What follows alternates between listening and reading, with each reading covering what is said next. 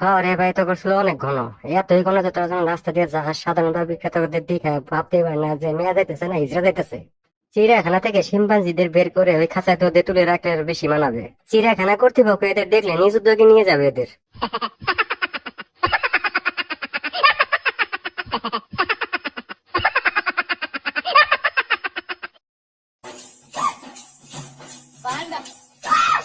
ভাই আমাকে কেউ বলতে পারবেন এরা কোন প্রজাতির আর কি ভাষায় কথা বলতেছে? আর পোলাদা মাথায় ওর বাসায় ঝাড়ু লাগাই আসছে কেন? ওর মা পাইলে তোর কাছে পেটাবো। हाँ बर्गर खा रही थी, उसके बाद जो हुआ मुझे बिलीव नहीं हुआ। आज कभी मेरे इतने सामने से शाहरुख खान सर निकले। हाँ बाथरूम से एग्जैक्टली हम लोग के सामने से शाहरुख खान सर निकले। मैंने उसके बाद হ্যাঁ, তারপর তুমি গিয়া শাহরুখ খানের হাগু খাওয়া শুরু করছো। আরে ভালো যে তুমি বার্গার খাচ্ছিলা, কি নিয়ে তোমার হাউ খেতে যেতে হবে? বাপ মাই যদি এই লেভেলের হয় তাহলে চিন্তা করেন বাচ্চা কোন লেভেলের হবে। বাচ্চার বাপ রে দেখেন কোন জায়গা থেকে নামতেছে। দেখে মনে হচ্ছে এরা বানর ফ্যামিলি, ছোট বানর, মেজো বানর, বড় বানর।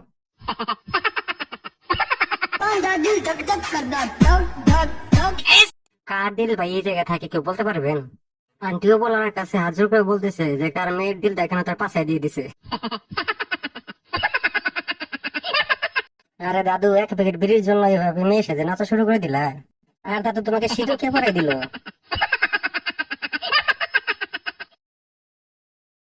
বাহ দিদি বাহ, পেটে বাবু নিয়ে যা ডান্সটা দিতেছেন, পেটের বাবুটা ভাবতেছে যে সে পেটে আছে না কোনো ডিজে পার্টিতে আছে।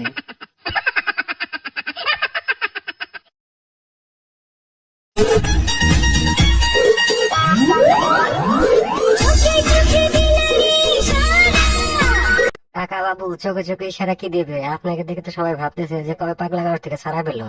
বন্ধুরা, আপনারা কাকা বাবু ড্যান্স না দেখে আশেপাশের লোকজনের শুধু রিয়েকশন গুলা দেখেন, তাহলে বেশি মজা পাবেন। तो कहते हैं तू हंसता नहीं, शेर हंसते हुए जसता नहीं।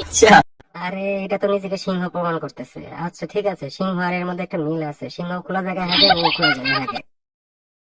एक नंबर हो या 2 नंबर, हम जो करेंगे खुलेआम करेंगे। দেখছেন বন্ধুরা, আমি মিথ্যা কথা বলি নাই, ও নিজেই বলতেছে ও খোলা জায়গায় হাগে।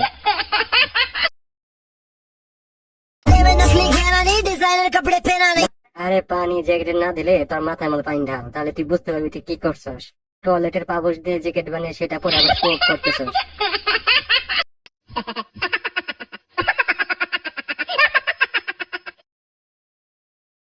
তোর চুলের মাঝখানে যে পাখির বাসাটা বানাইছস, কাক দেখলে তো তোর চুলের উপরে এসে হেগে দিয়ে যাবে।